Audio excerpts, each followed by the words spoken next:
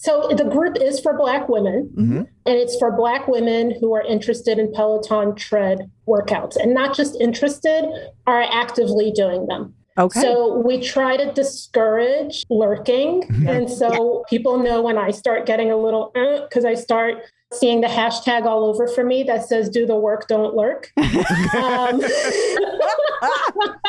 It's a workout, not a lurk out. Right. And it just means that we want, like, a big part of it is that we're a pack, you know, and we're here to support each other. So even if you don't want to do the workout, if you don't want to post your stuff, just commenting on somebody else's post is a way of doing the work and showing support to one another. So that's our main thing. It's more than just your output, more than a bike. When you hear your shout out, you know it's all right. Put on your magic pants and let's go. We're cruising into the power zone. Clip in, set yourself free. Come on and take a ride with me. Know what you need to know and what's it all about. Everything you need, it's on the Clip Out.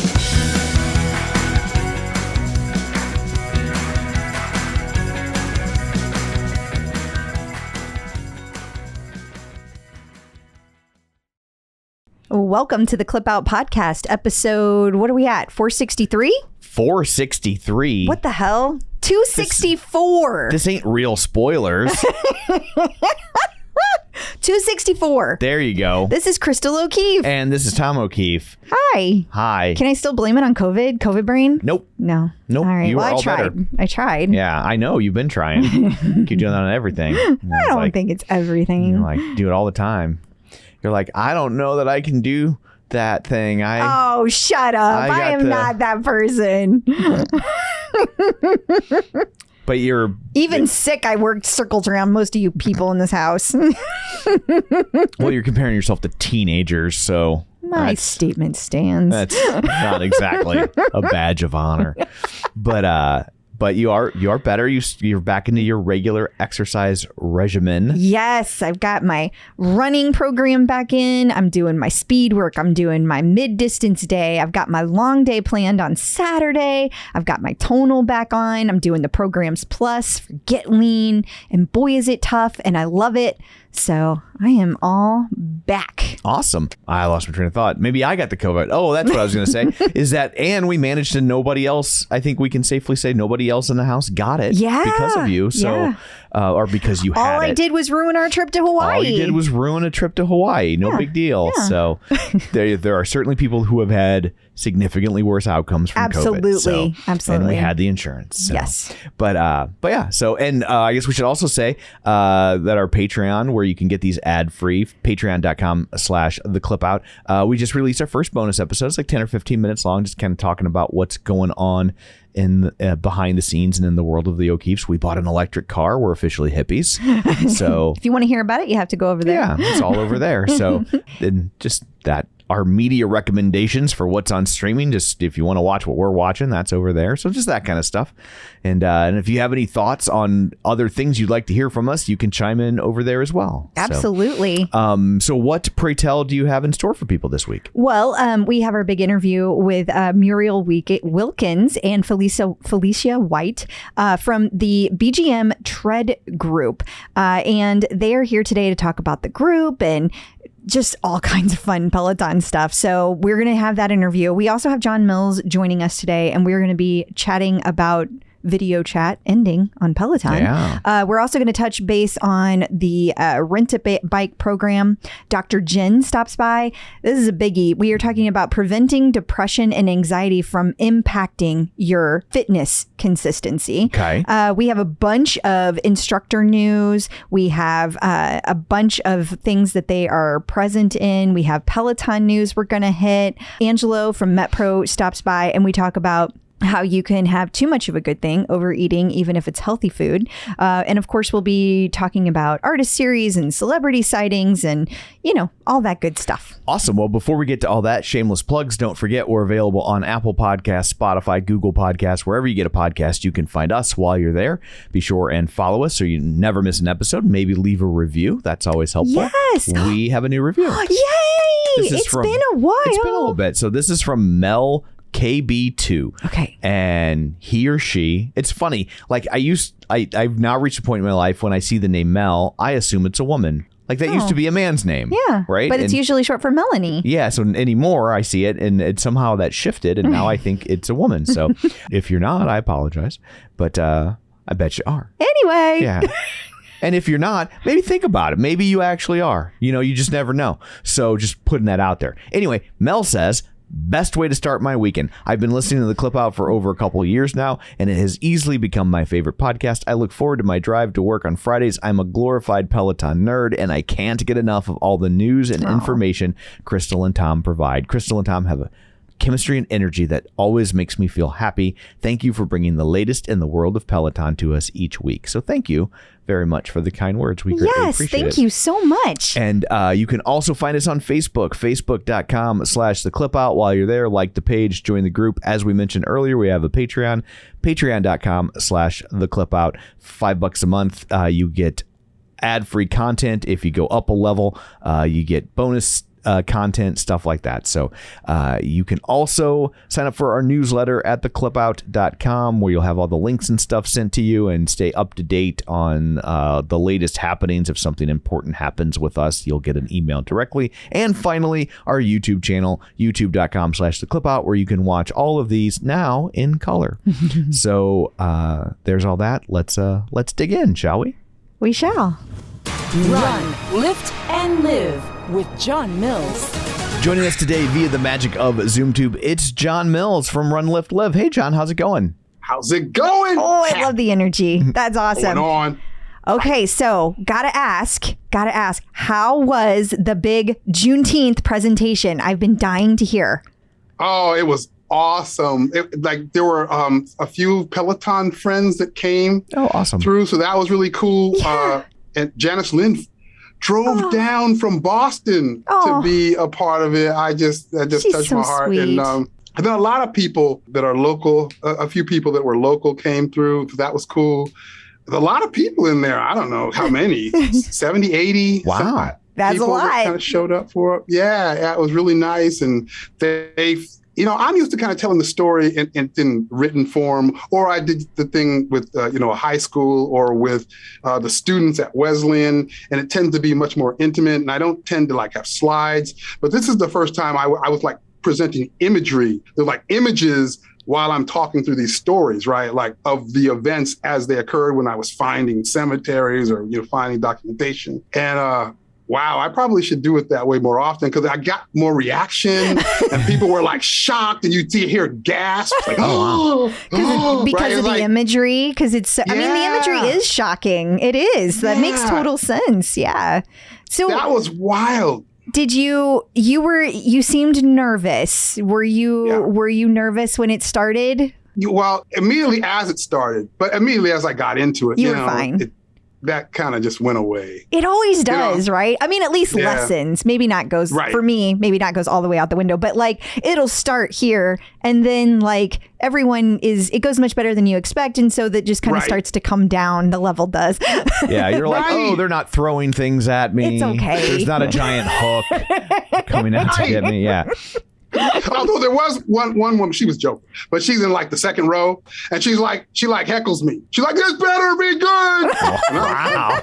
I hope it will be. I don't know. Historical societies are rough, man. Right? It's a tough crowd. They're rough. Yeah. You know what I mean? Does your historical society have a 2-drink minimum? What's going on there? You should have said, "Why don't you come up here and do it?" Yeah. I'm like, oh man, it's rough. But yeah, it went really well. Extremely well. Much better than I could have ever imagined. So I am hyped. That is wonderful. That is awesome. Yeah. And you have another event coming up this weekend or this Friday? Is it Friday? Yeah, that's for Northwestern University in Illinois. They asked me to speak and tell the same story basically there. Less time. This is a 2+ hour lecture. For the museum, I had to cut it down because I only had an hour and a half. And I was stressing on that. I'm like, how am I going to keep this an hour and a half? I don't know how to do that. And I ended up I went an hour and 35 minutes. I'm right there. I think that's pretty good. Yeah, so for Friday, I got to figure out how to get it down to 50 minutes. Whoa. So that's my stress now. I'm trying to figure out, like, how do I condense this into 50 minutes? I don't know. But And on a cliffhanger and make them invite you back. And then Right. gotta go. Gotta go, that's it. Have a good night, everyone. I don't know. We'll see how this plays. So I've been looking at slides. I'm like, I don't need that one. Oh, yeah, I do. I don't need this one. Oh, I don't know. I've like been stressed. I don't. Yeah, that's rough. I wrote a short story a few years ago that I did a public reading of, but they wanted the reading portion to be shorter. So then I had to go through and like trim it. And like, that was hard to figure, it's like you spend so much time crafting it. And then you're just like, oh, and now I got to cut out 30% just cause like, oh, right. That's right. Yeah. And so that's what I'm going through. And I'm struggling with that. I'm struggling to make sure that the story still tells appropriately. Right. Yeah. As you're eliminating components. Like, does it marry? Can I? Yeah. Or do you all of a sudden end up referencing something that they haven't heard about? Right. Yeah. Right. Yeah. Right. That's freaking me out. But anyways, we'll see. Well, good luck on that one too. Absolutely. I think it's really cool you're doing all this. I think it's going to pay off dividends for generations to come. I really think it's cool. Yeah. And this one's kind of cool though. They have a couple of doctors that are going to be speaking after I speak, because I kind of marry my experience along with my research, and what my psyche was like growing up and how this affected it. And so I think they see that as like a common thing. So they're going to be talking to that after I speak. Neat. So that'll be neat. And then also, it's free. It's online. Anybody can register and watch it Friday. So I'm posting the link in a bunch of places. Oh, cool. That's great. Yeah. Would you mind sending that to me so I could include it? Yeah. It's on Friday? It's on Friday at 2 Eastern, 1 Central. Okay. Then if you don't mind just messaging it to me, I'll post it in the group, because by the time this airs, it will have already occurred. So yeah, or they'll have like 3 hours. Yeah, they won't have much time. Right. Yeah, that'd be great. Yeah, I'll send it to you. Awesome. Okay, thank you. Cool. Thank you. So I guess segueing into Peloton stuff. Oh yeah. So there was a post just buried in the comment section on the OPP this week that was a bit of a bombshell for some people. What is going on? Yeah, Peloton is killing the video chat feature on the bike and tread. Let me tell you, Dr. Jen is not happy. Because she and I do this every Saturday. We put up the video chat while we're running, and even though we're not talking, it's just nice to know the other person is there. So she's really upset about it. So did you guys see that there was an update to this as well? I didn't see the update. There's an update? There's an update. I'm intrigued. Did you put in my image for the update, Tom? It's okay. I can talk about it. I don't think I did. No big deal. The image basically said from Peloton, we're doing this. We're turning this off so that we can work on feature enhancements such as the friends option. Invite friends option that is going to give you new ways to interact with and ride with your friends in the future. So here's my thought. Do you remember back in the day when everybody used to do rides together before there were sessions, before there was a way to do a just ride? They would pick a ride and everybody started at the same time. Do you remember that? Right. Well, yes. And do you remember one day they just turned it off without telling anybody and there was chaos? Yes. Okay. So then fast forward several months later, I don't remember exactly how long, but that's whenever the high five feature came out. And then you could ride again and there were sessions and all of that stuff. And so they created a new way for us all to connect. So my theory is that's why the video chat is going away, because they're taking it offline to make changes and enhancements to that specific feature. So it's not like it's gone forever. It's just gone forever in the way that we are used to it now, I'm hoping. So what enhancements can they really make? There's either a camera pointed at your mug or there's not. Well, but it's what the camera does, because it's software, right? So yeah, it's a camera. Camera is a camera. You can't change that. But what the camera does could change. So maybe, I don't know, maybe we could put filters on now. Maybe you can. We would finally, here's a throwback, you finally get your sexy people filter. You might get your sexy people filter. You can make only, much to everyone's amazement, it's not to filter the sexy people, it's to make you a sexy people. Oh my God. Or maybe you can now virtually flip people off. Like, you're riding, we wanted to be able to pass on the left and be like, F you. Well, now maybe you can do like a, you can be like, when you're driving. That'd be great for when stalkers high five you. You know who you are. And yes, you still listen. I hope that's what it is. That would be nice. So I was thinking a bunch of things when I saw this. Number one, I was thinking, are they thinking that this is just a feature that no one's using? And that's why? Because the way it comes up is like, it's just kind of random. Like all of a sudden in the middle of a post, Peloton goes, oh, by the way, we're getting rid of that. Like, it just seems like, were they thinking no one uses this so nobody would care?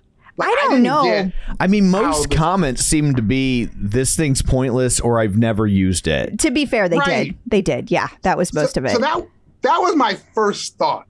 But the idea that the Peloton is now suggesting that they may be coming up with something new is intriguing.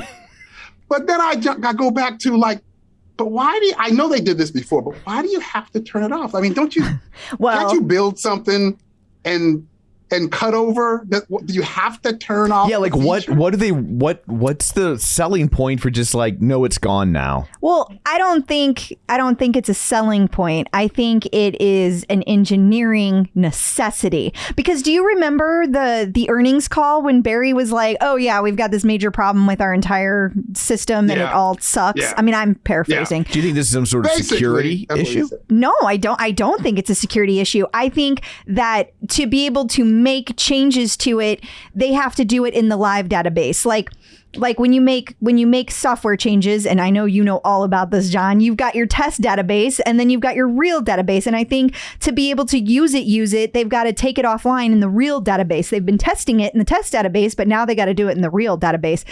I don't know. I don't even know if any of that makes sense. It just makes sense up here to me.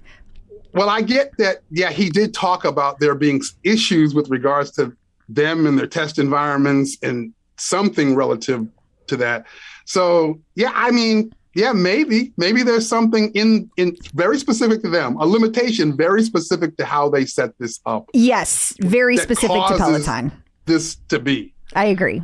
So that could be it, which would explain, like you said, the last time they took away our ability to ride with each other at the same time, and then it comes back. Yeah. So yeah, maybe that's it.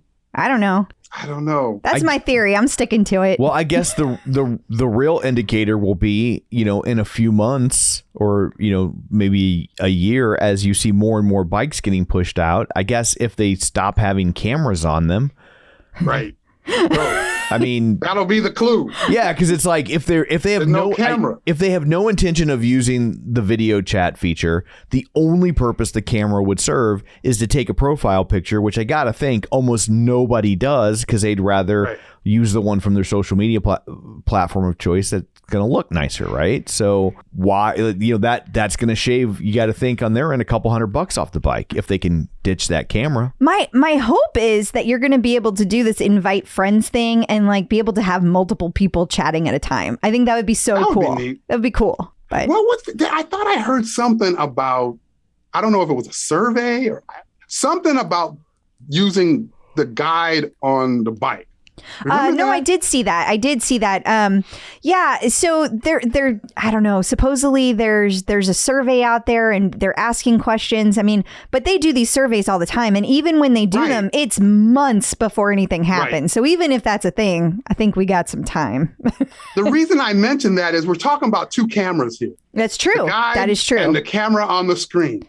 That is something people kept bringing up today. And like after I posted that it was going away, a lot of people said, oh, I wonder if they're taking it offline because they're bringing the guide camera to the bike and the tread. So maybe, I don't know.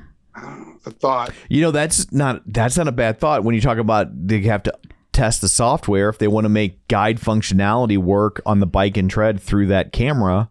especially on Bike Plus, since it swivels, I guess you'd have to, that would be a pretty major software rewrite, one would think. You would. Right. Right. So, Interesting. I don't know. We'll see. It's an interesting thing. It is. But my first initial thought was, I guess, who's using that? Get rid of it. Yeah. Oh, but Crystal uses What kind of weirdos using that? Crystal and the Cheer Fairy. Dr. Jen uses it too. And we haven't, does the Cheer Fairy still do that? I feel like it's been a while since I've heard any discussion about I don't know. She did chime in today on your comment, and she said she guessed that she didn't think that people found it valuable anymore, even though Peloton had it in all their bikes. That's really all she said. She didn't comment like, I still do this, I don't do this. She didn't weigh in either way. So I'm not sure. Maybe she just does it with like her closer friends. Sure. John Foley called me once while I was on the bike. Yeah. But I always have the big screen and the speakers going and everything. So it completely drowns out anything that may be coming through that monitor. So he calls me. I couldn't hear nothing he was saying. I just saw him doing this and he's talking and I'm going, this is the boom, right? I don't know what he said. He didn't know what I said. We didn't know when to hang up. Wait, here's the sad part. You know what he said to you? What did he say? He said, sell it 160. You missed your shot. Told me. That's what he kept trying to listen. Yeah. He was trying to tell me, and I'm going, I know, right? This Alex class is off the chain, right? And, like, is it your he's trying to tell me, John, birthday? no. That's what it was. Yeah, that's what it was. That's a shame. That's a real shame. And we should probably say for people that if you listen to this on Friday, the functionality of the video chat sounds like it's going to work through the 27th. Yes, that is correct. If you go on your bike, if you're listening to this on Friday or Saturday, and you hop on your bike and it's still doing it, and you're like, they don't know what they're talking. It's coming. Settle down. It's coming. Yeah. Send all messages to Tom. What? Yeah, because that way they'll go unanswered. Exactly. Yes. That's our secret. That's our system. It works very well. So we should also talk about the fact that the Rent a Bike or Bike Plus is now a nationwide program. Yeah, now it's in all zip codes, ours included. I checked. It's you can get it, and it's available everywhere if it's available here, because we get everything last. We just last week got penicillin. That's how bad I think it was 2 weeks ago. You might be exaggerating. Okay. Yeah. But yeah, and whenever I looked up our zip code, and they said that it would be available like in the next week. Like it was available very quickly. Just a reminder, if anyone out there is interested in this, you cannot have anybody in your household already using the Bike or Bike Plus with a contract. There's a time period on it, so you got to be a brand new customer, and you cannot be in a trial period. So like if you had bought a bike and you were like, I can return it in 100 days or 90 days, wherever they're at currently, you are not eligible for this. You got to be a new member. So I got questions. Are people, this is what I thought when I saw it. And I know they've been playing with the price point, but it looks like they've settled in on Bike, $89 a month, Bike Plus, $109 a month. Mm-hmm. And I know they've done the analytics and they've done the due diligence, and I'm sure they've come to the conclusion that is the right price point to get the numbers that they want. But when I look at that, I keep going, would they really do that? I don't know. So $90 for the bike? But it does include your all access membership. Yeah. It's the all access. You didn't have to pay anything out of pocket. Right. So what's the difference between this and just the no interest? Because right now you're renting, so you don't own it. There's never a time that you own it unless you could say, I want to go ahead and do a buyout. It's like a lease. It's a lease for a car. So it's right. But so at some point though, you've paid in full and then you own it, and it will drop to $45 a month. Or if you don't say anything, they'll let you keep this bike for 10 years, keep paying $89 a month, even though you've paid 5 times what the bike's worth. Yes, but let's say you did that, right? Okay. And let's say in 2 years they come out with a new one. I mean, I think you get the new one. That's what I would assume. I haven't actually heard it either. Right. But that's what I'm assuming. And it looked like at a year is where you have that option of, okay, I just want to buy it. And everything you've already put towards it now goes to that purchase. So it's like you just bought it day one. So I still don't get what the difference is between that and just doing the interest-free purchase of a bike. What's the monthly payment on that? Well, I don't know anymore because they keep changing the price, so I don't know. Yeah. And it depends on if you did a 2-year or a 3-year, and I don't even know if they offer the 3-year anymore because they've changed that too. But I would think it would have been, I don't know what it was. I don't remember what the numbers are, so I can't kind of speculate on it. But I hear you, Tom. I don't know. I mean, I guess if you don't have the credit to, you know. Or if you're just living somewhere for a year, I think this is great for a college student. I picture this as like somebody in school or somebody in a, like, who has an apartment and they don't know where they're going to be in 2 years. They don't want to buy a bike. Like, I'm picturing that person. Right. Yeah. That's really the only use I can think of that would be good for this. Yeah, but even I'm just trying to do the math. If $45 a month times 12 months is, you know, $1,100, right? Did I do the math right on that? It ends up being the same. Somebody did the math and said that it ends up being the exact same or real close. So, okay, no, I was not even close. It was $540 a month. That's why I'm a mass communications major. Just a reminder, I didn't graduate from college till I was 45 because I had to take a math class. True story. Like, this just proves that. So, but even then, if you bought 1,000, you know, the bike's what, $1,100. Like, you could buy it and then sell it. I don't know, but that's trouble you got to deal with. So I don't know, but I mean, they must find that there's somebody out there. There's people out there that want this version of a deal. They wouldn't keep expanding it if they didn't. Yeah. That's what I'm thinking. They put this in a few markets and then expanded, and they were adjusting the price, and it's like they came to this conclusion. So I guess it's right, but I'm not quite sure I get it. Maybe it's just for people who just, like, they have the money.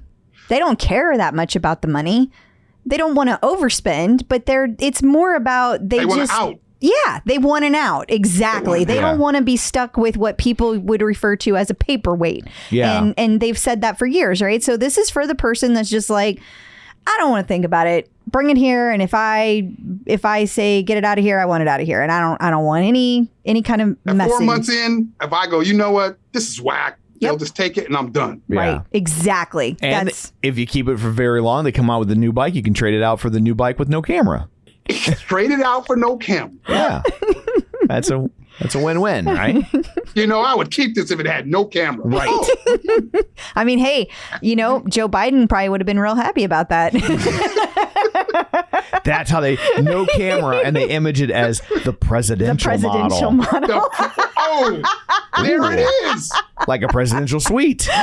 I'm intrigued. The presidential. Secret Service approved. Ooh, I feel very fancy. Now I'm going to be on the lookout for the presidential. Yes. The bike plus, and the presidential. And you can't fall off one of these. So you got that going for you. He's had a rough week. A rough 18 months. Yeah, the whole country has. Yeah. Because there were a whole bunch of cameras around that bike. Yes. Yeah, he was like, a bike I can't fall off and no cameras, I'm in. I'm in. I need that one. Oh, goodness. That's right. So, well, I guess that's it for this week, John. Thank you so much for joining us. Until next time, where can people find you? They can find me on my Facebook page or group, Run, Lift, and Live. They can find me on Instagram, Run, Lift, and Live. They can find me on the Tickety Talk, Run, Lift, and Live. Or they can find me at runliftandlive.com. Wonderful. Awesome. Thank you.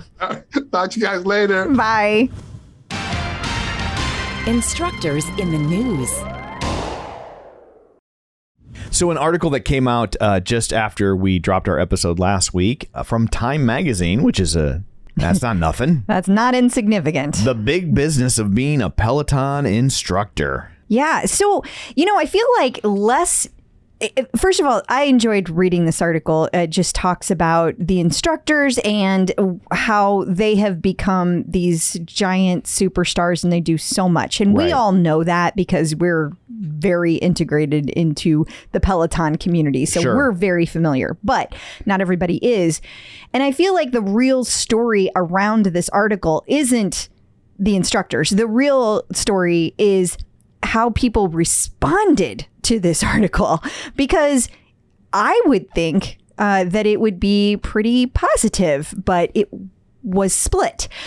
You had some people that were positive and very much like, oh, of course the instructors are amazing. I mean, I know that, like I just said. Then you had this other contingent who focused on the fact that it was coming from leadership, and some of the quotes really rubbed people the wrong way. And in fact, like one comment I saw said that the way that I believe it was Barry's quote talked about the instructors was like he owned them.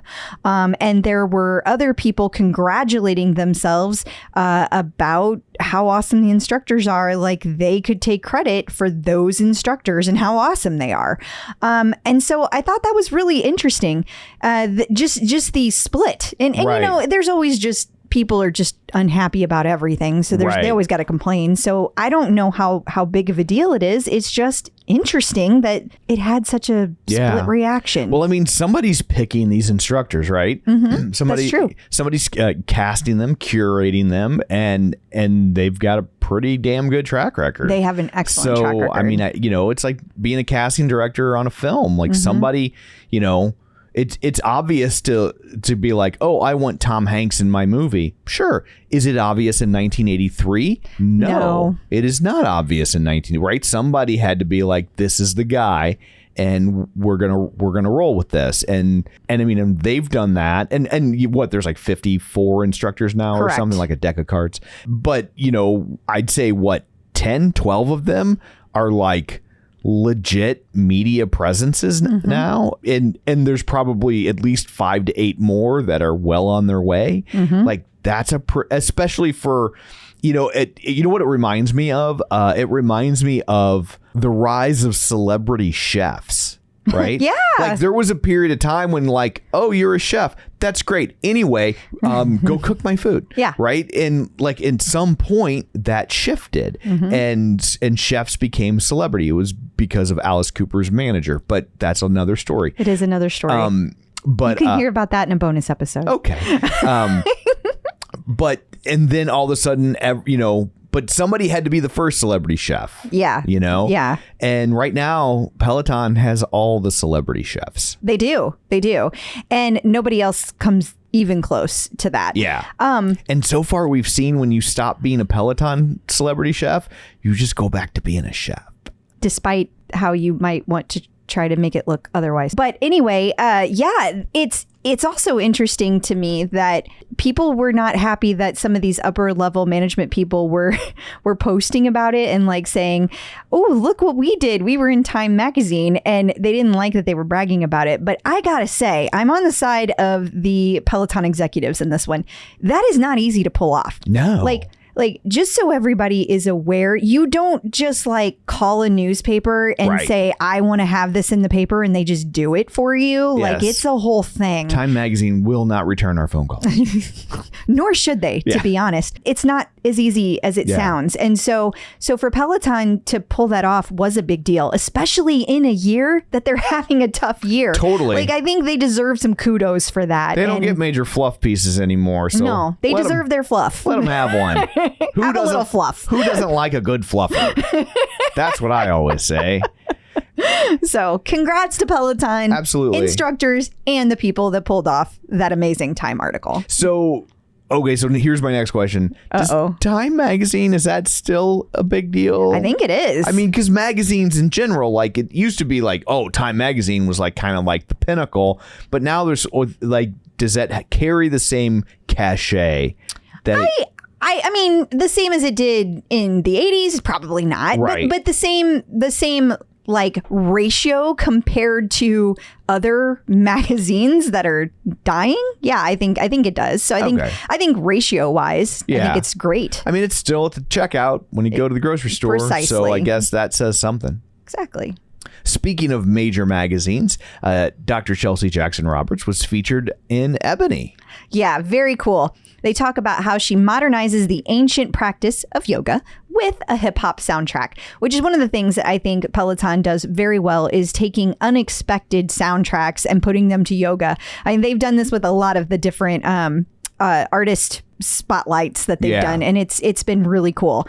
So I think that's very cool. But also just Dr. Chelsea Jackson Roberts is just amazing all in her own right, and deserves all of the praise because she is so accessible to everybody. And I love the way that she seems so passionate about bringing yoga to everyone. Absolutely. I also think it's great for Peloton, which intermittently gets questions about its diversity, to be featured in something like Ebony Magazine so prominently. I absolutely agree. One of the ways to draw in more people from that community is to be featured in publications that community reads. So I think that is wonderful. I absolutely agree. As the instructors say, often representation does matter. So Cody was featured on newstodayheadline.com. Is that a real thing? That sounds like a made-up website. It does. It actually... I mean, I know technically does. all websites are made up. But I know what you mean. But, I know what you mean. But newstodayheadline.com sounds right. made up. It does. And it's just /admin. I don't know what they're doing over there. Yeah. But he's talking about why self-care is essential during Pride Month. And that is important. It's a good article. It's not one of those ones that sounds like a robot wrote it. So I'm going to go ahead and give them, like, it's still short and it's to the point, but it's not a robot. We try to weed out the ones that were created in an AI incubator. Yes. Yeah. Yes. And while we're speaking of Cody, he was featured on a podcast called Primal Kitchen. Yes. Don't know what it is. Didn't read anything about it. Just saw it. But he's there. Yeah. And he does talk to the host about moving to North Carolina as a child, how his passion with dancing was ignited after he took a ballet class, and then moving to New York City and his homelessness that he experienced. So there is a lot that he gets deep in. So that sounds like very good information. The Amazon editors have picked the best books of 2022 so far, and Tunde has made their list. She has. She's under nonfiction and business and leadership. Congrats to Tunde for her book, Speak. Tom'sGuide.com spotlights Logan Aldridge. Yeah, and I have very mixed feelings about Tom's Guide, but I like this particular article because they stole my name. Mm-hmm, okay. That's exactly why. No, it's because they give really reviews that are really good and then really bad about the same products because it's different people writing them. So it's just anybody named Tom can chime in. Yeah. Yeah. But no, in this particular article is really good. They spoke to Logan Aldridge about his journey into adaptive training and the power of a positive mindset. So definitely check that out. I'm hearing so many good things about Logan. Everybody that's taken classes with him is just talking about how amazing he is nonstop. All good things. Olivia Amato was on the Adam Schein podcast. Yeah, and she talks about her journey to becoming a Peloton instructor, her style of instructing, and how she motivates her class and her collaboration with Joe Jonas. So Kirsten Ferguson had a pool party. She did, and she invited all of the instructors that are in the United States. Sure, and it looks like the lion's share showed up. Yeah, I did see a few missing, but for the most part, they were there all to celebrate Juneteenth. They had a barbecue, and they all enjoyed all of the different, they were all swimming, they were all taking selfies. It was, and of course they had to have the camera set up so they could do their catwalk thing that they do. I guess that's just a thing now that everybody does, but it looks like they had a ton of fun, which is great. Yeah, and Anna Greenberg and Callie Gullickson both had Instagram posts from the party. Yeah, so you get to see lots of behind the scenes, little snippets, little movies. And speaking of Callie Gullickson, she has started her own YouTube channel. She sure has. She posted her first episode a day ago. She already has almost 1,000 subscribers in 24 hours.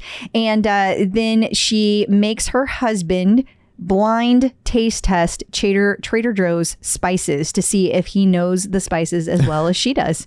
So 10-minute video of torturing her husband, basically. Yeah, looks like lots of fun.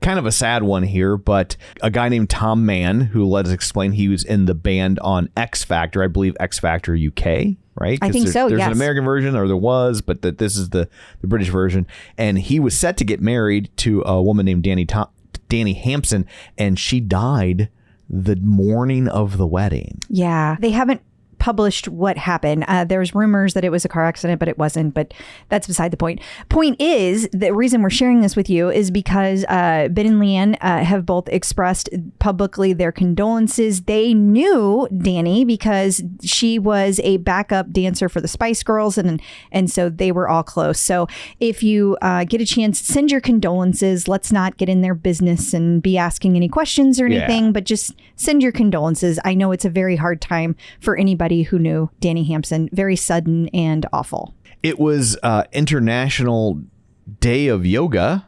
Yes, it was.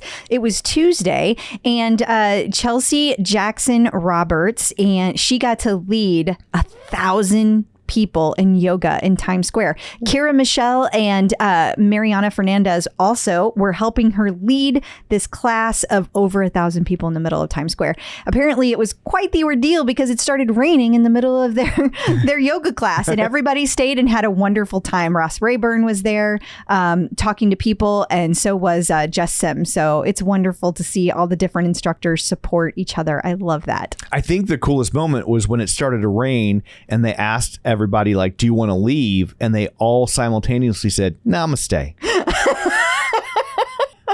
Oh, Tom. Matty Maggiacomo has a new episode of his IG show Out Loud. Yes, he does. And this is with Jace Cannon is going to be featured on Tuesday, June 23rd. So when this airs on Friday, it will have already occurred. So if you haven't gotten a chance to watch it, Maddie's been great about posting these. So make sure you check it out. The 2022 Ailey Spirit Gala, I think I said that right, was held, and Allie Love was spotted there. Yeah, they had pictures of a whole bunch of people like, here's who attended, and Allie Love was one of them. She thought it was the Allie Spirit Gala. I think that's why she went. She was you think so? Yeah, she was like, oh, this is for me. I will attend this. And then it was like, well, I guess I'll still hang out. I got the fancy dress on. I would be more excited about Amy Poehler being there. I'd be such a nerd. Same. And speaking of Allie Love, she has a new podcast, but it's not a Peloton podcast. It is not. It is Courtside Conversation with Allie Love. Yes, and you can find it on iHeartRadio. And it started on June 2nd, just 1 minute, apparently. I mean, it's probably a trailer for something that's coming up, is my guess. I didn't listen to it, but because it's about sports. Right. We have no interest in it. But congratulations to Allie. That's absolutely awesome. Getting the psychological edge with Dr. Jenn. Joining us once again via the magic of ZoomTube, it's Dr. Jen Mann, licensed marriage, family, and child therapist and sports psychology consultant. She was also a 5-year national team member in rhythmic gymnastics, as well as sports psychology for USA Gymnastics. It's Dr. Jen. Hey, how's it going? Hi. Hey, good. Good to see you guys. This is a tough question that we have for you today. So hang on. And it's more emotional than fitness. So we'll see how you feel about it. Dee Kinney writes in and she says that she is struggling with depression and anxiety. So it's been difficult to be consistent.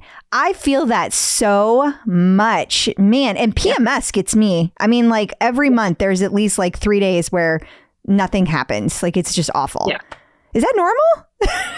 Yes, it is normal. And look, if you're struggling with depression and anxiety or depression or anxiety, it's very likely to affect you in every atmosphere of your life, especially your workouts. It's going to affect you, your relationships, your sleep, the way you eat, the way you interact with people in every single area. So really the first thing is seeing a therapist and doing some talk therapy and kind of having that person help you figure out, are you someone who needs to learn some new tools and new skills and new ways of thinking?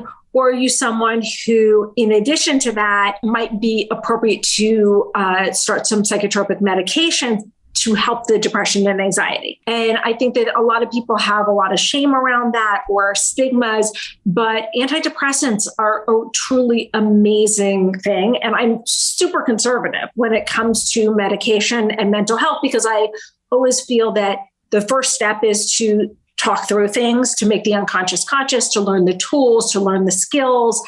But there are some people who are either wired for depression and anxiety that need to have that medication in order to be emotionally available to do that therapy work.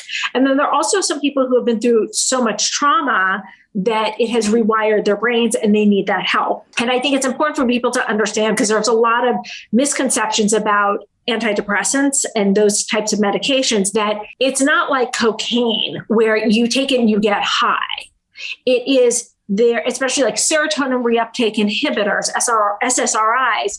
If your brain is uptaking the serotonin appropriately, it will do nothing for you. But if you are someone where your brain is not receptive in the way that it needs to be, it will get you to what was supposed to be your normal baseline.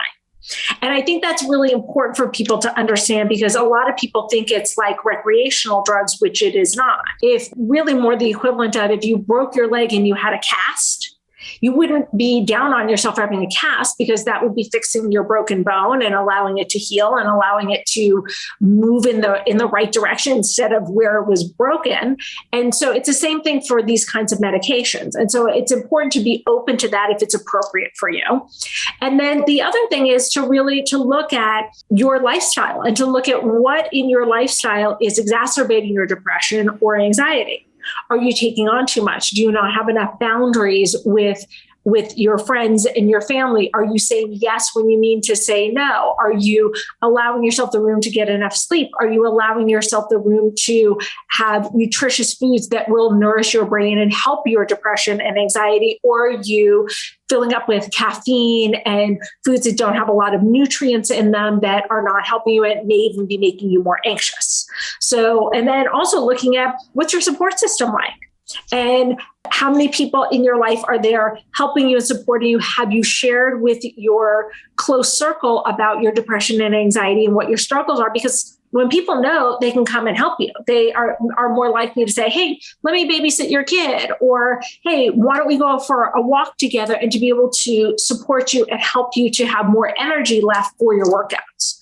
So it is all related to your workout, which is not too surprising. But when all those other things are in place, a lot of the time your workout becomes more of a priority and it feels good to actually work out. Yes, that is so true. and for most people. Yes. Yeah. But look, it does help your depression. You know, being able to get that oxygen to your brain, being able to do something for yourself. And look, ultimately, you don't always get the endorphins until you are at a higher level of fitness. But when you do get to the point where you can get those endorphins, that is a great fighter against the depression. It absolutely is. Yeah. I always say on days like that, I'm always like, oh, I'm so glad I did it, even when I didn't want to. But some days it's just, you can't even convince yourself to do it. It's not happening. Like I oftentimes try to think, okay, how do I want to feel when it's over? And sometimes it's just starting. And look, because we work out together a lot of the time virtually, where it's like, there are plenty of times where I'm like, oh, let's do one more foam roll. Like, I need more time. I can't quite get there. But like, once you get on the treadmill, you just press that button. Like, you just start. And like, once you start, it just, before you know it, it's over. And you always feel glad that you did it. Yeah, that's so true. Even half-assed is better than no-assed. That is very true. For sure. So I have permission to do things half-assed. I love that. That's my takeaway. Your workouts, if Tom. If you're feeling depressed, Tom, do it half-assed. It's okay. It's better than none if you're feeling down. Awesome. Well, thank you so much for joining us. Until next time, where can people find you? People can join me and find me on social media at Dr. Jen Mann, 2 N's on Jen, 2 N's on Mann, and also in Style magazine online. I have a column called Hump Day with Dr. Jen. It comes out every Wednesday. It is all advice. Wonderful. Thank you. Peloton in the news. So Peloton has a secret churn offer going on. Yeah. So apparently, starting on June 16th, Peloton started contacting members who have churned, and they are offering those people $100 off accessories if they reactivate their all access membership by Friday, July 15th, 2022. It's only available to the member who actually gets the email directly from Peloton, and their code will be sent separately within 48 hours. All of the codes expire on Monday, August 1st. So I think that's just fascinating. Absolutely. I also wonder if $100 off accessories is all that much of an enticement, because I would think there's probably a good chance that a large chunk of these people already purchased the accessories. I wonder that too. I wonder if the guide is considered an accessory. Like, that would be a good deal. Yeah, totally. You get a guide for what, like $200 at that point? Yeah. I mean, really, a little bit less. So $179. So I mean, I have no idea if they are, but that's just an interesting thought. Or if you could get the weights, if you already had the guide, that might be. There might be some. But yeah, I don't know that it would really entice me to come back if I had left. Yeah, I get that. But I can't imagine leaving. So there's also that. I'm not the demo. You are not. No churn from you. Nope. So Paul Bradley, friend of the show, found some interesting patent information from Peloton. He did. Okay, so he is really great about watching all of the patents that occur out there. And he said that Peloton has been granted for 11 design patents on Precor equipment. So the other thing is 2X Precor employees are the inventors, but the patents themselves belong to Peloton. So when he looks through Precor's previous patents, there are about 185 of them that had been granted. He thinks that there's going to be more to come. The design patents are related to equipment that people have already seen in a gym. Some of the equipment that it includes are the abdominal exercise machine, rear delt pec fly exercise machine, leg curl, leg press machine, leg extension, chest press, bicep curl machine, and the monitor associated with the Precor machine. So I just found that whole thing fascinating and wondering if this means that soon we're going to see some real conversation about Precor. I'm hoping. Yeah. So you think this is basically all stuff for the commercial space? It's not indicative of any new home equipment? I definitely think that. And I think that this is them getting their legal ducks in a row to be able to put more information out about the direction of Precor. I hope. Gotcha. I hope that's what this means. I hope it's an indicator of that. So Peloton had a brief outage earlier in the week, and it was not their fault. It was due to Cloudflare. Yeah, and Cloudflare affects a whole bunch of websites. Discord was down. Just East were down. It was on Tuesday morning. And I guess it kind of happened off times for America. It was 1 to 3 a.m. in America. Gotcha. That was the worst of it. So I don't think a lot of people on the U.S. side had a lot of issues, but I do think that there was potential for the UK side to have some issues, or the Europe side, I should say. So hopefully no one had any awful things happen to them, like they missed a milestone or anything. Yeah, for sure. Summer Fridays are here, which means you can ride in the store. Yeah. So you might remember that all of the studios have been on COVID protocol for a very long time. You have not been able to ride in the studio. Stores or studio? Stores. Yeah. I mean, obviously stores. You couldn't ride in the studio either. Absolutely. But the stores you couldn't. You used to be able to go in and do try out a bike or a tread or just do milestones with your friends, and you in the stores, and you haven't been able to do that for a very, very long time. So this summer, starting on June 17th, all Peloton showrooms in the United States and Canada are hosting Summer Friday. You can take live classes that are streamed from the Peloton Studios New York on Fridays at 5:45 p.m. Eastern throughout the summer. And all you have to do is contact your local showroom to book a bike. And the people on the list are names that there's a good chance you would recognize. Jill Woodworth, who just recently stepped down as CFO of Peloton, who's a name that you probably recognize if you're a regular listener to the show. And John Foley, who's a name that you should absolutely recognize. And if you don't, congratulations on your new purchase.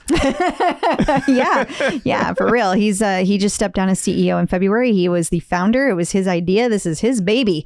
And so, yeah, he's looking. Do you think he's really out looking? I don't know. Like, he's still supposedly involved in the day-to-day. I don't know. I just can't imagine he's like, oh, I'm over at this other company now. Like, I feel like if he did something, it would be like he's starting this new thing, like a totally different thing. Yeah, I could absolutely see that. I could see John going in a whole different direction. Yeah, he's the guy that's going to turn around and be like, I've revolutionized shoelaces. Yeah, he would do something like that. Yep, I could see it. Seeking Alpha has an article with some unsolicited advice for Peloton. Do not test the depth of the river with both feet. And honestly, I'll one-up them. Don't take a Peloton in a river at all. It's good advice. Even one-footed. That's good advice. Yeah. So basically, they were just like, yeah, we think Peloton is doing better, but we're not sure. They got a long way to go. That's really the gist of this. Okay. Well, there you go. Congratulations on your clicks. The Coop Out.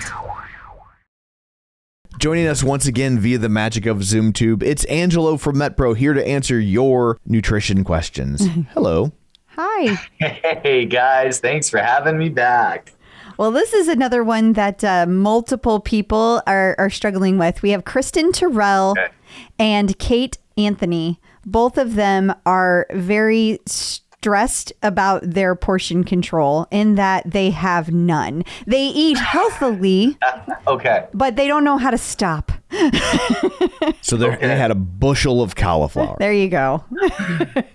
So, and so it's interesting you should say that, Tom. So this is where everyone's body is made up a little different. Our habits are made up, and what satiates us and satisfies us are different. There are people that are grazers and they eat a little bit and they're satisfied. And there are people that they need to hit bottom before they're satisfied. And so if you fall under the category of portion control issues, first off, you're not alone. You are not alone. You know, I was raised in a household where, you know, my father, he would be, you know, I'd wake up in the morning and, you know, Pop would be standing there and, you know, stirring. He was just on the other side of the counter, you know, and he'd be stirring the giant sauce pot, you know, and he'd be wearing his apron and his T-shirt, and he'd be getting that pasta sauce ready. And he'd walk around the corner and I'd say, Pop, you know, where's your pants? And he'd say, I'm making a sauce. But he would go all day. So he'd say, because I got to enjoy my spaghetti tonight. And that was his stick. And he loved the spaghetti, but he would have a mountain of it before he was satisfied. So here's the thing. Research has actually been done on this. Now, on the spot, I don't remember the specific statistics. That's fair. But I have done quite a bit of the research that has shown here is the principle and the moral of the stories. They have had people diet and they have tested the effects of calorie restriction using portion control versus using food substitutions. So here's what that means. We're going to ask our group of participants to reduce portions, you know, to whatever effect they're able to. And this group, we're not going to ask to reduce their portions.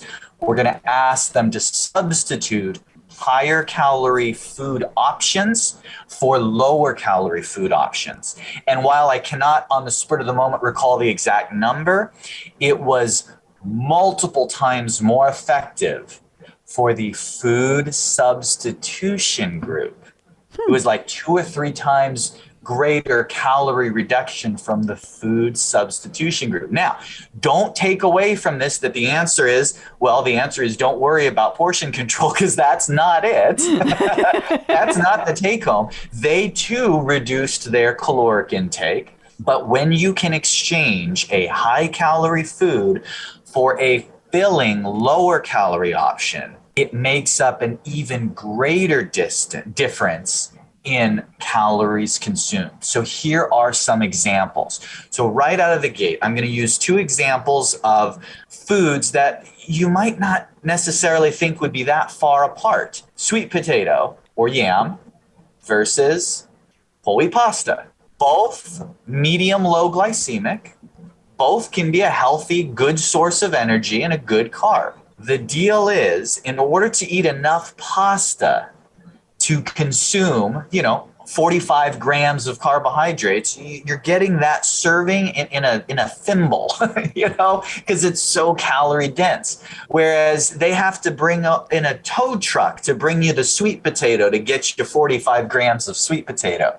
That you'd be shocked when you actually do the research on different food items, what the calorie density is. That's why certain foods sometimes get a bad rap, not because necessarily they're ultra high glycemic or they're really bad for you, but because they're carbohydrate dense.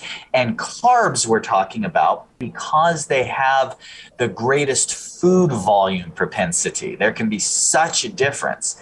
The most kind of iconic example of this is to substitute a starch, which is a carbohydrate, for a vegetable, which is also a carbohydrate. Now, most people say there's a problem with that. I don't like vegetables as much as the starch. That's the problem. Fair enough. Substitute some of it. So write a list of carbohydrates that you like, and then just Google nutritional info for the carbohydrates you like. It will literally take you 5 seconds, and you'll just pop up, here's how much is in a cup of this. And compare the items that you like. Now, if you make a list of 4 or 5 items, what I want you to do is just take 2 or 3, the ones that surprise you how dense they are. Eat those a little less commonly, and the ones that are lower in carbs, eat those a little bit more. And right out of the gate, without any food control, without any portion control, any of that, you'll have cut 20%, 25% of your calories, your carbohydrates out of dinner. Now, combine that with grab your food and put it on a reasonable size plate. Not these troughs they bring out at the Hungry Heifer restaurant, right? You got to get a reasonable size plate, and that will help the senses, the psychology to eat a reasonable amount. And now make sure that vegetables are a third of your plate. And if you really want to drive home that routine when you go to a restaurant or when you're eating at home, before you eat whatever you're going to eat, have yourself a side salad first, because that'll really fill you up. And as long as you pick a reasonable calorie dressing, it's going to help satiate you. It's going to help fill you up. Now you've picked one of the better options for your carbohydrates. You've had vegetables. Have a balanced meal that includes some protein as well. And what you're going to find is you're going to be able to eat to the point of satisfaction. And when you do the comparison, the calorie content, it will be radically different. And we all know this because we've all gone to the restaurant and held up that menu and been like shocked to find that this one plate here, which is the same food volume as this other plate here of the oatmeal and fruit, except this is 1,450 calories and this one is 500 calories. Yeah, same food volume. And when they've done studies, what they have found is the number one factor in satiation, the feeling of foodness, is actually water content, food volume. Fruit has a lot of water content, as an example. There's not a whole lot of calories in a bowl of berries or an apple. But because of the water content, it feels more satiating. Because of the nature of that food, you're not going to be able to just eat that and feel satisfied. But when you combine it with other foods, it stretches the food volumes of the rest of the items on your plate. The other thing is fiber. We all know that when you have high fiber food, that's very filling. So these are some strategies you can apply when picking meals that you're making for yourself and the whole family, and it is highly effective. That's why when one of our coaches is working with their clients, the first thing they want to know is, okay, what are some of your favorite vegetables? What are some of your favorite complex carbs? What are some of your favorite proteins? And then people are shocked to know which ones the coach says, okay, I want you to focus on these 3 or these 4. And they're able to cut the calorie content sometimes in half. And people don't even know the difference. They can cut it in half in some cases. So food substitutions can be huge. for managing that scenario of eating too many calories because of larger portions. Awesome. Well, Definitely. Thank you so much for all of that stuff. And if people would like this sort of stuff custom made for them and their fitness journey, where can they find you? If you want to know, okay, what should I eat? Here are the food items I like. Now tell me which ones are good and bad. Yes. metpro.co/TCO, and we would be happy to help you out. Wonderful. Thank you. Peloton artist collaborations. The latest artist series features Milky Discharge. What is it? No. Milky Chance. Milky Way. No. What? Milky Chance. Milky Chance. You sound like all these people posting, who? What? Is that I don't know. Is that a guy or a band? It's a duo. It's a duo. One's Milky, one's Chance. Do they fight over who has to be Milky? I don't know. I'm just curious. I'm just, as an old guy, asking. Yeah, is how that works. Don't know. I'm too old to know anything about any of this either. I went and listened to it because I was like, what is that? Supposedly, I know there's one of the songs that I've seen it on alt radio. Like I've definitely seen it. Singer-songwriter, alt rock, kind of light acoustic. Like it wasn't really my thing. I mean, I'm I guess lactose intolerant. You don't like new alternative. I don't. There's lots of stuff I really enjoy, and you're just like, eh. Yeah, because it's like, so I like alternative rock when it was rock. I know. And now it just is alternative. And it's, the kids like the whisper rock. They like the whisper rock. And I'm just like, no, because they got the earbuds in, right? It hurts. Yeah. It hurts to listen to rock. And if you headbang while you listen to it, your earbuds go flying. Yeah. It's a whole nothing new world. about today is set up for enjoying. You got COVID. You can't do moshing in the mosh pit. Right. Yeah. It's new world. Yeah. At any rate, this is kind of the first German series, like just Germans. Are they German? Supposedly. Oh, all the words were in English. German classes. Interesting. Because like the song I listened to, it had like 8 million views or something. It was like had a lot, but it was. It did have a lot. I don't know. It said all of the classes will be in German, so it's a German. It appears to be a German artist collaboration. So okay, I've seen a lot of people say, "What is this?" And I've also seen a lot of people say, "Oh, I didn't know anybody else like this. I love this." It's like we need our Roger Klein and the Peacemakers class. I would love that. Yes. Oh my God! Please, Peloton, Roger Klein. That would be amazing. And also, this is artist series adjacent. There is a Muhammad Ali shadow boxing class. I guess we were both a little stumped on what does that even mean? Since he's not alive, like you can't really do it with him, right? Like, are we showing like pictures of him in the background?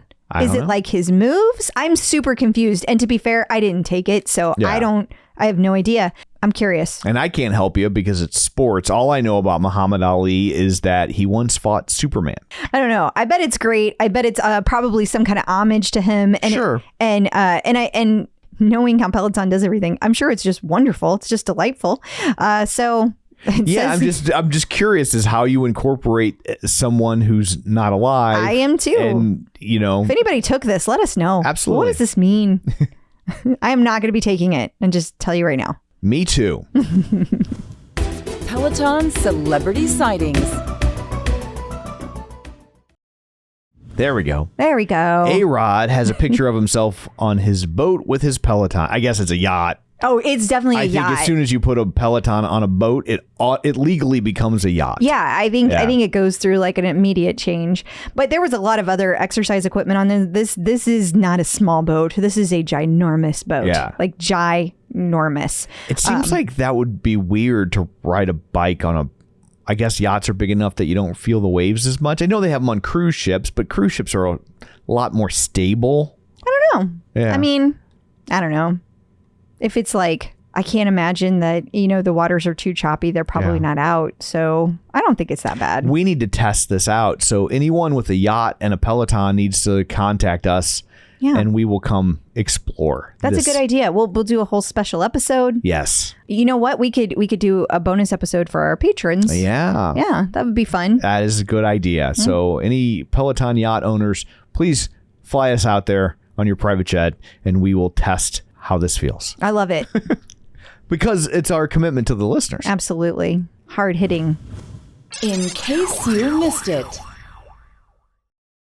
There was a capsule collection released last week. Yeah, just because. Ta-da. It just dropped. There was no explanation. There was no buildup. There was no nothing. It just...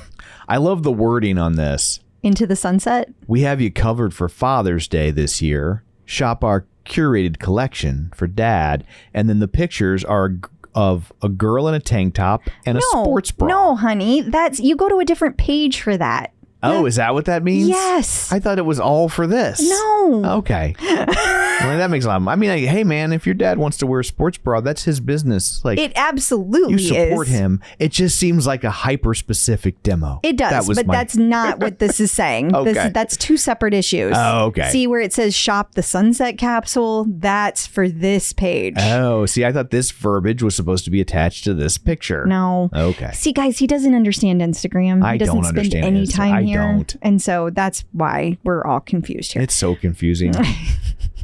But anyway, as I was saying, yes. I think it's fascinating. They didn't have any build up. There was no explanation. They just randomly dropped a capsule collection that was called Into the Sunset. I mean, it's cute, but that's it. It's pretty much just, a tank top, a bra, and a pair of leggings. And your dad will love it. Nothing to do with Father's Day. It says right there, Father's Day. No. What? Stop it. I'm just telling you what it says. This is Father's Day. Nope. Also, Nico Serrini. I think it's Serrani. Nico Serrani. It's okay if I get these things wrong. That's true. If you get them wrong, people get mad. But if I get them wrong, they're like, yeah, that's on brand. So she marked the anniversary of her first English live flow from New York City, which was also on Father's Day. No? Let it go. Okay. Well, I just wanted to tell her happy anniversary. Happy Pelloversary. And finally, if you enjoyed Top Gun, Sam Yo has a ride for you. Yeah, I thought this was super interesting because, the instructor that used to work at Peloton that a lot of people who have listened for a long time will know, Jennifer Jacobs, she had a Top Gun ride that had been out there forever. Yeah. And apparently Sam Yo just blows that out of the water. I don't know. I wasn't there, but 80s, it's all 80s ride, 45 minutes from June 21st. But it leans heavily on the Top Gun soundtrack. You're getting Danger Zone and Playing with the Boys. And yeah. Okay. Yeah. So check it out. Awesome. And who would love a Top Gun ride? Who? Dads on Father's Day. Oh my God.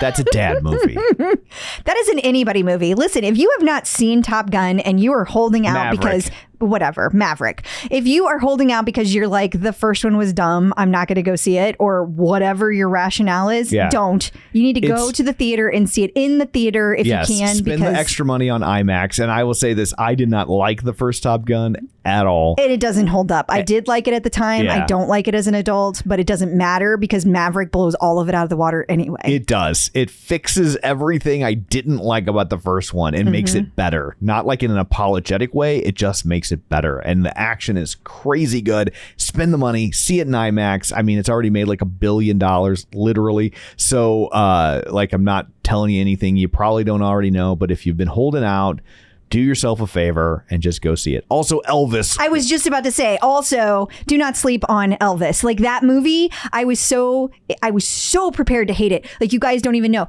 When Tom told me 2.5 hours, I have to go sit in a theater to watch Elvis. I don't even like Elvis. Okay. But the movie is amazing. Yeah. Go see it. Same. Don't like Elvis either. Tarantino's got a cut scene from Pulp Fiction. I think it was a cut scene where he talks about like, Elvis guy or a Beatles guy. You got to be one or the other. And it's like, I'm a Beatles guy. Like Elvis does nothing for me. But that movie was great. So and good. You should totally check it out. Somewhere there's a 4-hour cut. I'm intrigued. Yeah. Because 2.5 hours, I got to say, it went by fast. Super fast. They did not waste 1 second. It was not like Batman where you felt like you were going to just fall asleep and die at the end. Like, oh my God, 45 seconds, this man on a motorcycle. Are you kidding me? Yes. This is ridiculous. This is nothing like that. It is a speeding train in a good way. So check out Elvis. Guess we just switched over to real spoilers. Should I switch mics? No. Okay.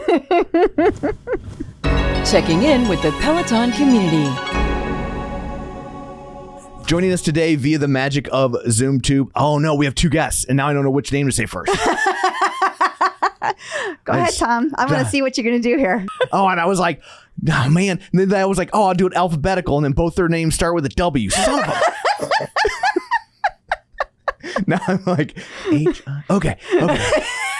Did you just flip me off? No, I was counting letters on my fingers. Okay. Is what I was doing. Okay. It's Felecia White and Muriel Wilkins. Hey, welcome to the show and welcome to my struggles. Hi, guys. Hello. Hello. So great to have both of you here. Thank you so much for joining us. So I'm going to ask you both questions and we'll do short answers. And then I want to hear all about the Tread Tribe that you guys have. So okay, Muriel, I'm going to start with you. How did you originally find Peloton and how long ago? Okay. So I'm an OG, which means I can't remember exactly the year, but it's circa 2016, 2017. Okay. And I found Peloton because I have been a runner for a very, very long time and I tore my meniscus. Oh. And so could not run for close to like 12, 18 months. And I was spending a ton of money at another cycling company that will not be mentioned. And it was taking me a bunch of time to like get there and get back for a 45-minute class. And then I saw this thing and I was like, okay, I can do that. And I got it. Yeah. And then I lived happily Peloton ever after. Ta-da. That's a lovely story. Yeah. And Felecia, how about you? So in 2017, I purchased my bike in 2017. I'm an avid runner. I run a half marathon in every state in the United States. Wow. Nice. And I needed, so I also had a torn meniscus. And I was having problems with my knee. So I decided to buy the bike December of 2020. It was 17. 17. And so after I bought the bike, I had the torn meniscus and I had surgery right after that. So I fell in love. I'd seen the commercials on television and just was like, I want to try it. But I knew that I need to kind of pull back a little bit from the bike. So from running so much. And so that's where I ended up with the bike. Wow. Now what's interesting is you guys both talk about running and you also have an entire group that is called the BGM Tread Tribe. So it's all about the tread? You guys don't even talk about the bike. Oh my gosh. In fact, one of our rules is this is not a place to talk about the bike. Wow. If you're not an active Peloton tread workout person, this is not the place for you. We have other rooms for that. We have other groups for that. Okay. Now, this is an offshoot of Black Girl Magic Peloton Edition, correct? Yes, it's a spinoff. Yeah. Okay. And how did that come to be? I mean, how did the spinoff come to be? Yeah. So what happened was, I got the tread very early on, I think it was delivered. I remember it was delivered to my house around the Christmas after it was released. So again, I can't remember the year. But it was one of the early, 2018. So I got it literally, I think right before Christmas or right after, something like that. And then, I started doing Saturday 60. Well, back then it was not really Saturday. I don't know. It was something crazy that Jess Sims was doing. But I couldn't really do it on the weekends because my kids had activities. So I remember putting a post in the Black Girl Magic Peloton Edition saying, hey, does anybody want to do it with me this Monday, 5:30 a.m.? And I think 3 people were like, me. And I was like, okay, I'll message you. And we got on. And before I knew it, it would be 10 of us at 5:30 a.m. on Mondays. And then it became a messenger group, and the messenger group grew to 100 people. And so we're like, okay, maybe we need a Facebook page, right? Because, messenger is a little tricky to work with. And then that became not just, hey, let's just do whatever just crazy stuff happened on Saturday, but we then started creating a schedule that we all work together. And it really came from, I think, both Felecia and I, shared just, the real benefit of being a runner is when you have a pack that runs with you. There's nothing like it. And so I was missing that as a runner and on the Peloton when maybe 50 people in total own the tread.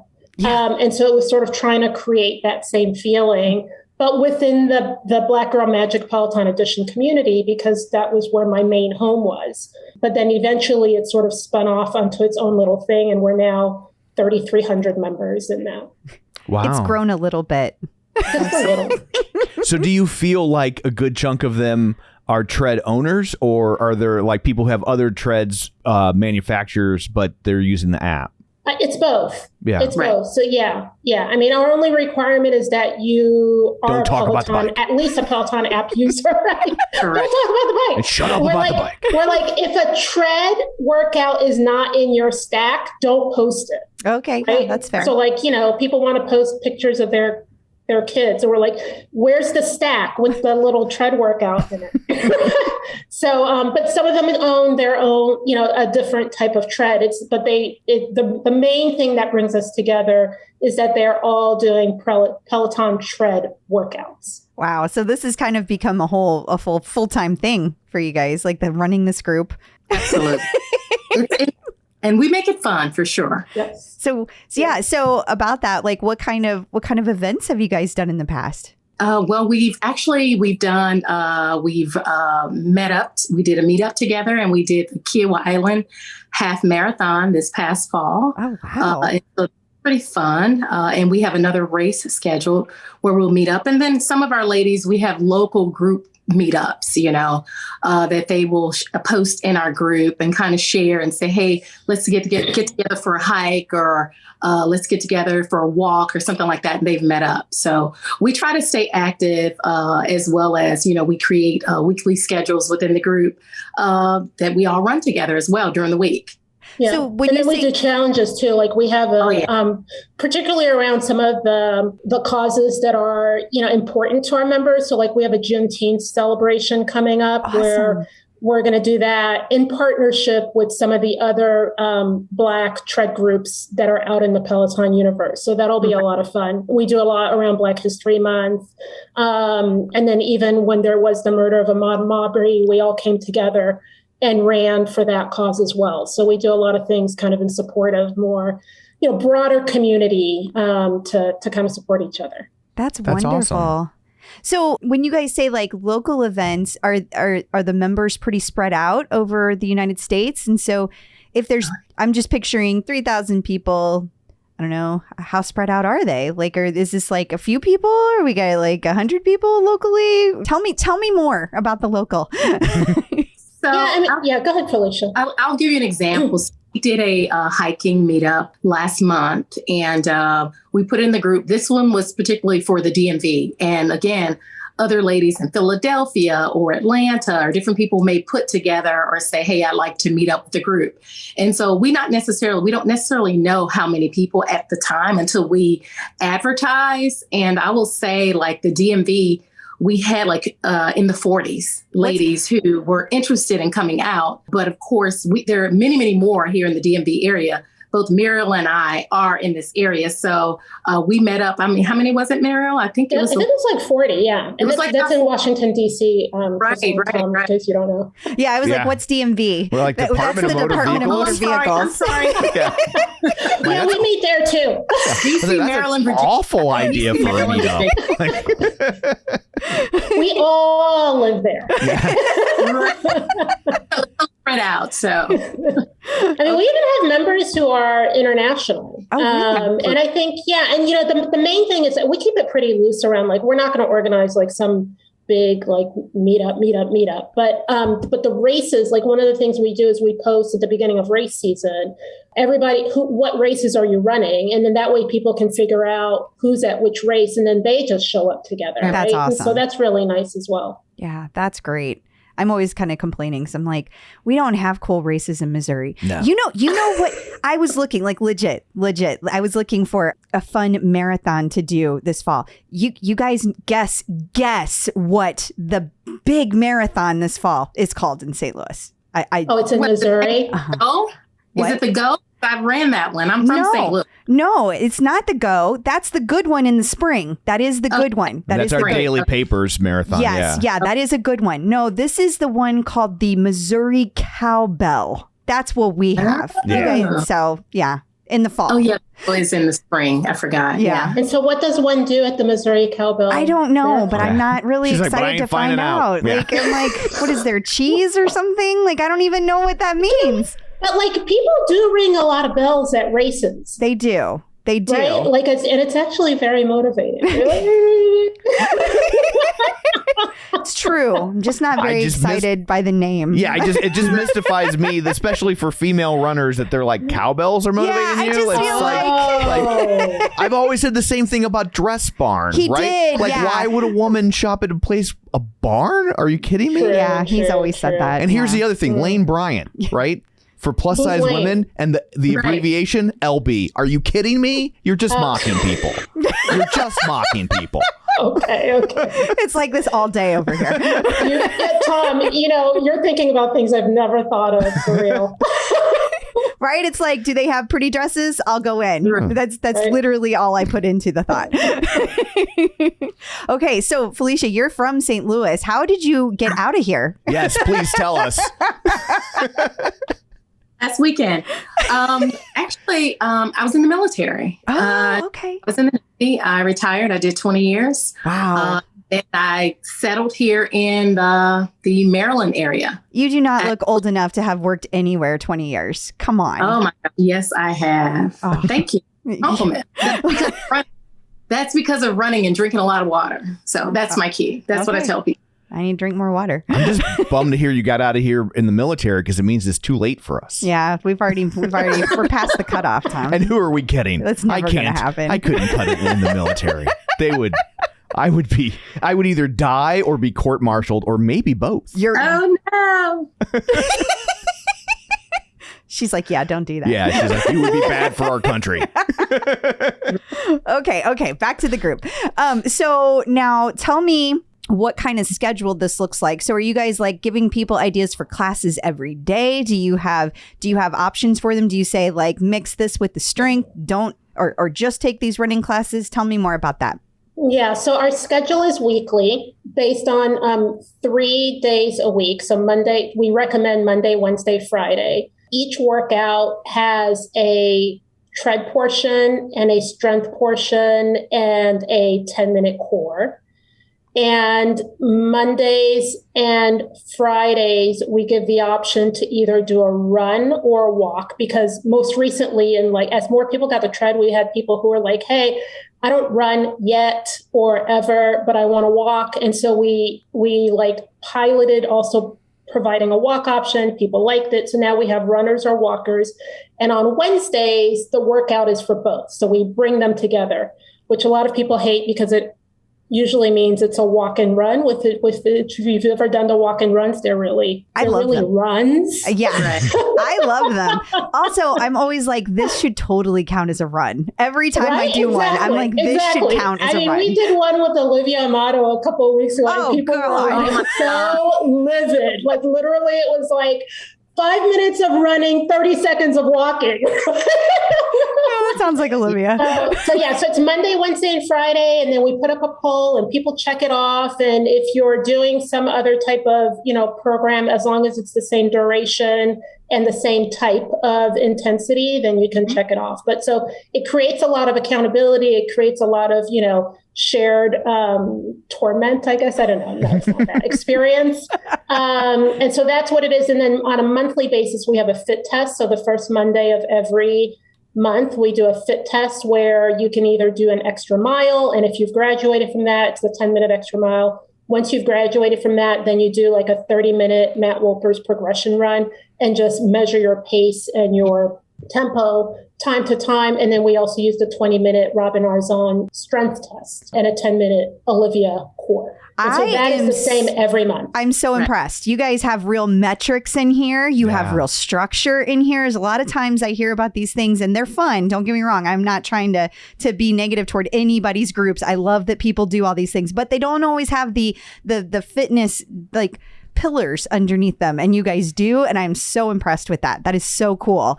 So well, you got the military and Harvard putting it all together. I know, right? So it's so funny because, Felicia and I, and there's also 3 other admins and mods to the group, Audrey, Tiffany, and Medina. And none of us are like certified coaches, right? But we all have a ton of experience in running and fitness.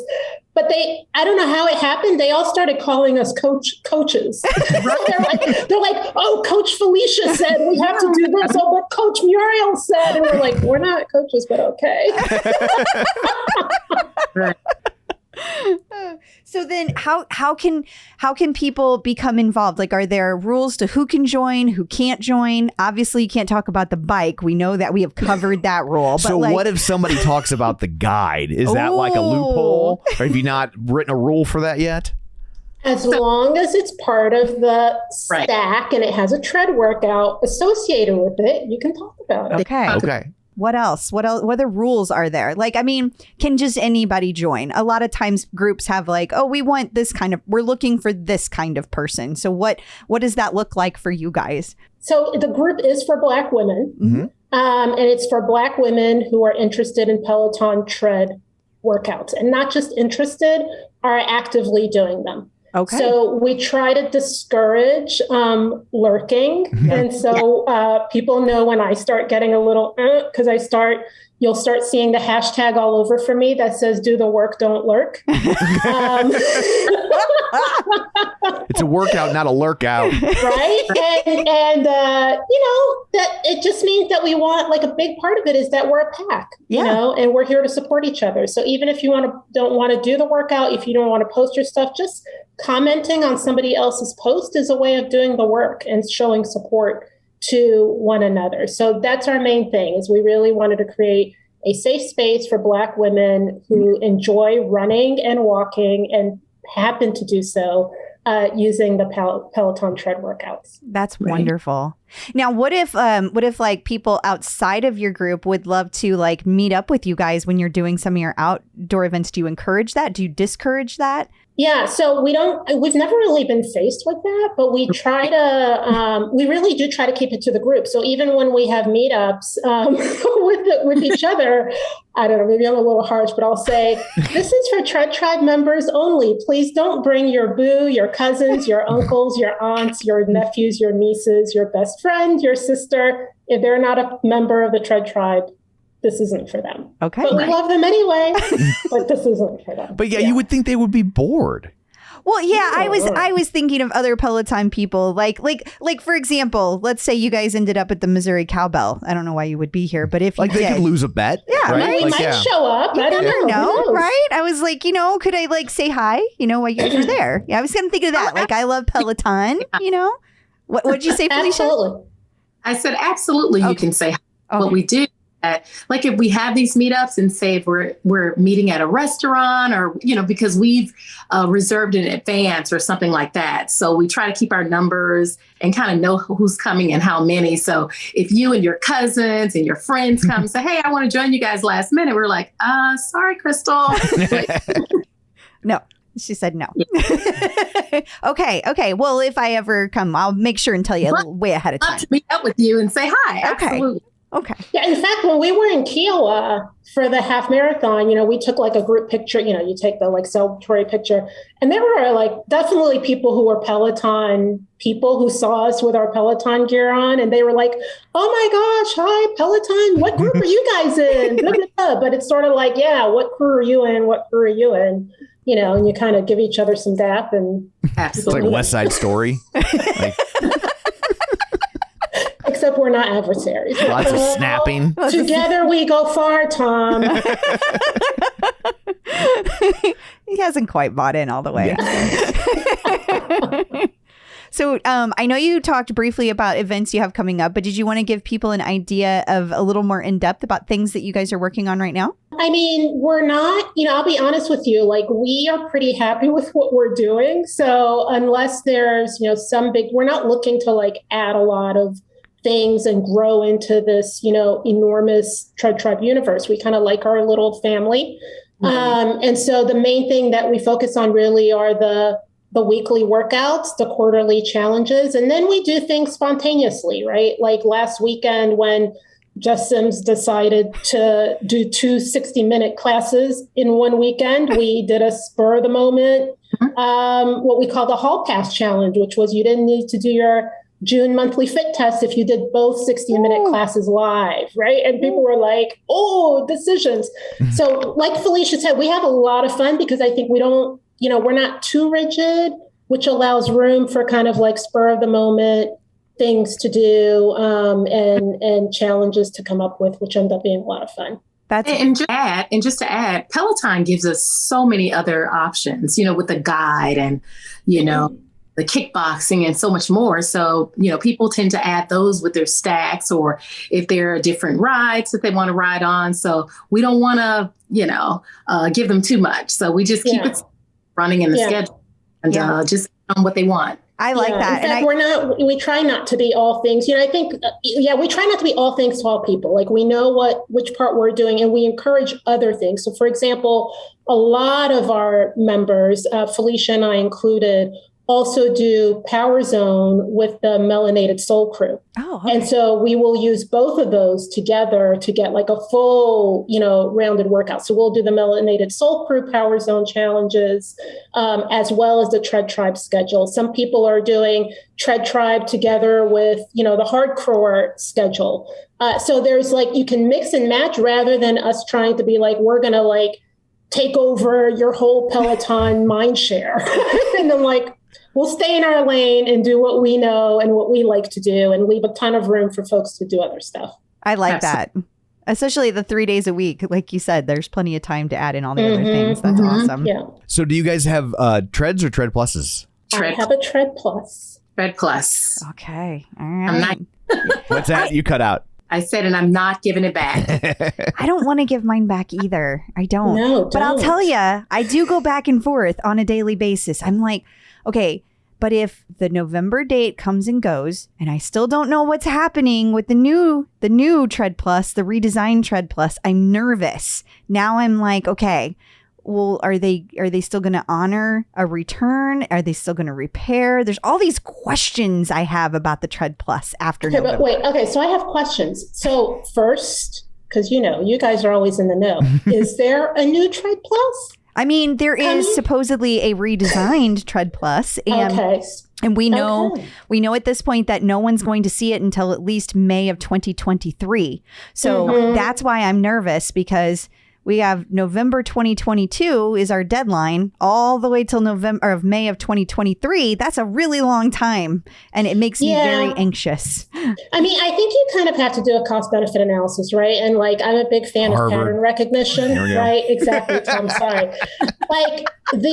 I don't know. I mean, the benefit that the Tread Plus has had on my knees is amazing. I used to be an outdoor pavement runner, which I'm going to be 52 this year, and like the body was not doing it. This has like literally saved my knees. I can run on it and then only do outdoor runs once a week and be fully prepared for a race. So that is like amazing to me. And then the second thing is, pattern recognition. You look at what's happened with the Bike Plus, like the cost has slowly come down. And so I think if they are going to do something with the new Tread Plus, over time, my guess is like, the cost will come down and then your warranty will be out anyway and you'll want to replace it and it'll be good. And if they don't, you'll be right back where you started, which is your current Tread Plus won't work anymore. And you'll have to get the regular Tread or whatever it is they call. I don't know. Tread minus, that's what we call it. I didn't say it. There is nothing wrong with that tread. I'm joking. Are created equal. No, they're not now. They're not equal. Here's the thing. The question is, are they ever going to bring back, what's that thing called when you make it stop going and then you just have to like push it on your own? That's free mode. On the Tread Plus. Free mode. Free mode. Are any classes ever going to bring back free mode? Like, I feel like it's become, well, because the regular tread doesn't have it. So have them jack up their incline to 12%, which is the only as high as it goes. And let us do free mode. Wait, I thought that was kind of snarky for somebody that just said that all the treads were created equal. They're lucky it only goes up to 12%. They're actually the privileged ones. So that's what happens. I honestly, the biggest thing about the Tread Plus for me is the slats. I agree with you about the knees. That's my big thing. But Tom did bring up a good point about the space. And so I keep having this argument go through my head of maybe I should send it back, get the smaller tread, and also get the rower. But I don't know that I want to because of the comfort level I have with the Tread Plus. I mean, it's just been a workhorse since day one. Nothing has been wrong. Mine has been, knock on wood, perfect. And I love it so much. I love it. So, I mean, I think it's kind of hard to go back. Right? Oh, it is. Just do it all. You have furniture to move. Okay. There's a little rower that can fit right there. I can see to the right of you, Crystal. You can fit your rower right there in your So studio. Tom, there you go. Decision made. We made some decisions. You just can't do today. any rowing while we're recording real spoilers. Oh, that's okay. That only happens once a week. That's true. I would also like to point out when she went through her cost benefit analysis, it was remarkably similar to things I had been saying about. We know you're just as smart as somebody that went to Harvard. I'm basically a Harvard graduate. That's what I'm saying. Basically a Harvard graduate. So basically. Get him one of those honorary degrees, will ya? Yeah. They give those out like candy. Right? Yeah. She's like, okay. She's like, I do things with Harvard. I'm not saying anything. Like, oh, okay. So Felecia, what is your leaderboard name so people can follow you? My leaderboard name is Run Fit Fee. It's _fit_fee, FEE. I love it. I love it. And Muriel, what's your leaderboard name? My leaderboard name is Haitian Queen. Beautiful. Beautiful. All right, Tom, what else do you have for him? I guess, do you guys have any advice for people that are just getting started on their treads? I don't want to hear any advice for bikes. I tell people all the time, Peloton has already incorporated programs within the tread. And so people can start there, even for those that are just walkers and say, hey, I'm not a runner. I don't think I can ever run. Some people are actually surprised at themselves once they finish those programs. So I always recommend the programs to start off with, for sure. That's great. You can run program. It's fantastic. Yep, you can run. Muriel, do you have anything to add? You know, I just think one of the best things about Peloton, whether it's the tread or the bike or anything else, is the community. So I think find your people, even if it's 3, right? Like, or one person that you can say, hey, let's meet up 5 o'clock, 6 o'clock, whatever on the leaderboard and connect with folks, right? Like I have met Felecia and I didn't know each other, even though we probably ran at some of the same races in the past. And I have met so many women like her who have become amazing friends. And we have a shared passion around fitness that we take on the leaderboard, but also off the leaderboard. And that's really great. So I think that's the main thing is running is can be a very solitary sport, but it doesn't need to be. And so create your pack, both on and off the leaderboard. Wonderful. Absolutely. Well, thank you so much for taking time out of your day to join us. Before we let you go, remind everybody where they can find your tribe and where they can find you guys if you would like to be found. Sure, absolutely. So our tribe is on Facebook at BGM Tread Tribe, and we're also on Instagram, although I can't remember what the handle is. Felecia will have to share that with us, which is why I'm going to say you can't find me on Instagram very hard. Like the only social media I'm on is LinkedIn, which is sad. We are all find me, but I don't say anything on it. But you can find me on LinkedIn under Muriel Wilkins, and you'll be able to find me there. Okay. And Felecia? Yeah, so we're, as Muriel said, we're on Facebook and we're also on Instagram under the BGM Tread Tribe as well. And I'm also on LinkedIn at Felecia White. Awesome. And Mira, did you want to plug your podcast real quick for people that want to hear that kind of stuff? Thank you. Yes. So my podcast is called Coaching Real Leaders. It's done in partnership with Harvard Business Review. And you can find it anywhere that you get your podcast, Apple, Spotify, or on the Harvard Business Review website. Awesome. Well, thank you so much for joining us today. We really appreciate it. Clip out. So I guess that brings this episode to a close. Until next time, where can people find you? People can find me on Facebook at facebook.com/Crystal D. O'Keefe. They can find me on Instagram, Twitter, or anywhere on the Peloton leaderboard at ClipOutCrystal. And you can find me on Twitter at Roger Kubert or on Facebook at facebook.com/Tom O'Keefe. You can find the show online, facebook.com/The Clipout. While you're there, like the page, join the group. Don't forget our Patreon, patreon.com/The Clipout, where you can get bonus content and ad-free episodes. Oh, it's a delight. And finally, check out YouTube, youtube.com/The Clipout. And while you're there, don't forget to follow us. So that's it for this one. Thanks for tuning in. And until next time, keep pedaling and running. Clip in.